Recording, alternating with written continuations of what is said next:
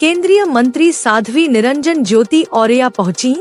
तिलक महाविद्यालय कार्यक्रम में वन नेशन वन इलेक्शन लागू करने की वकालत की।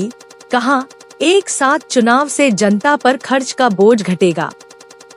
पहलगाम आतंकी हमले पर जताया दुख, बदले की चेतावनी दी। सिंधु जल संधि रद्द कर पीएम मोदी ने दिया सख्त संदेश। धर्म पूछकर टूरिस्टों को गोली मारना अमानवीय कृत्य बताया। कहा, इस बार आतंकियों को मुंहतोड़ जवाब मिलेगा। सर्जिकल स्ट्राइक या युद्ध पर खुलासा नहीं, पर कार्रवाई बड़ी होगी।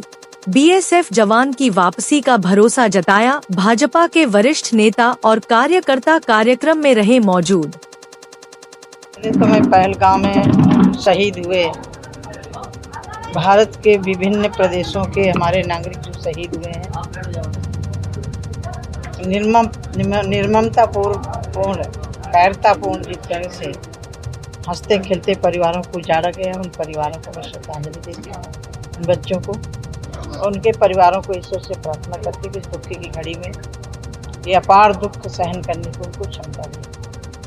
आज औरैया में वन नेशन वन इलेक्शन का कार्यक्रम है प्रबुद्ध लोगों के बीच में, क्योंकि 5 साल में कहीं न कहीं चुनाव होते रहते हैं।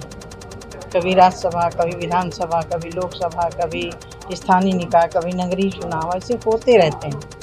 तो देश का ये बहुत दिनों से विचार चल रहा था कि एक देश एक चुनाव क्यों ना हो, नगरीय और ग्रामीण एक साथ हो जाए, विधानसभा लोकसभा के एक साथ हो जाए।